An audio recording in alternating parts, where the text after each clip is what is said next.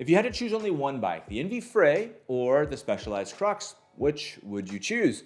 After having the new Specialized Crux for almost 3 years, here's why I went with the Enve Fray and why the Crux is now for sale. I think to fully understand this, we have to go back to the beginning when this whole hunt for the do-it-all bike began. I wanted something that was primarily a fast gravel bike, which is why I leaned towards bikes like the Open Upper and the Sorello Sparrow. My local gravel rides might be like yours.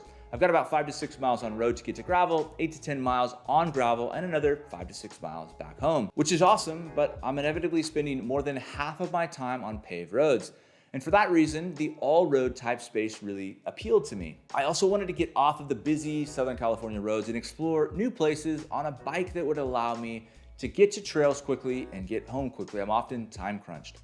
The Crux checked and continues to check all of those boxes here, but the Fray, well, it's more suited to that all-road space that I enjoy most. It's not your bike packing bike. It's not the bike where you say, gosh, I could probably take a mountain bike on this trail. It's just not that kind of bike. The Fray's happy place is in that smooth Type 1 and Type 2 gravel, which is frankly right where I want to be. When I bought the Crux, gravel was so new to me and I just couldn't get enough of it. At the time, I was traveling quite a bit. My schedule was really flexible. The idea of going to local gravel races and events on a regular basis sounded totally possible, and it sounded like a blast. I guess I got swept away by the spirit of gravel.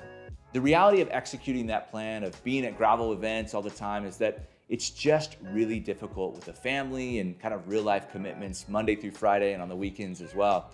So most of my gravel rides have ended up being early in the morning. They've been local rides and they really don't require much more than 40mm tires. In fact, for the last year, the Crux has had one set of tires, the 40mm Continental Terra Speed tires.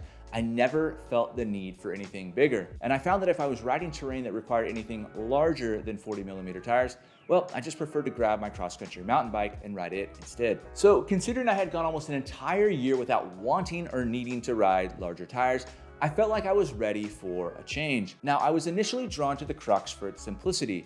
The exposed cables, the classic design, it just looked great.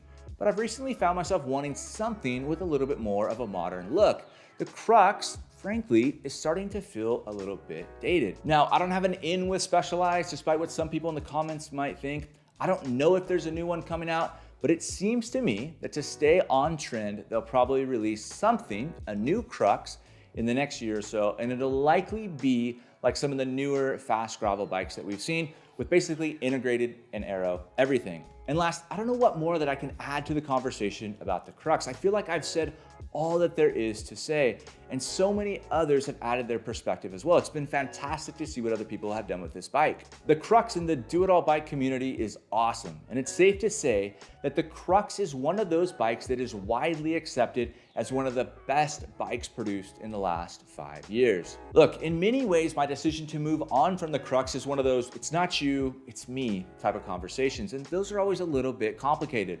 There's nothing wrong with the Crux, it's a fantastic bike, but my use for that kind of in-between bike has changed. And for how I see myself riding gravel over the next couple of years, the Fray is the perfect fit. In the next videos, we'll dive into the new Blackheart Road aluminum bike, a bike that I believe is a great intersection of performance and value.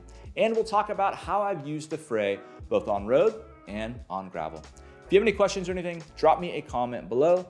And until next time,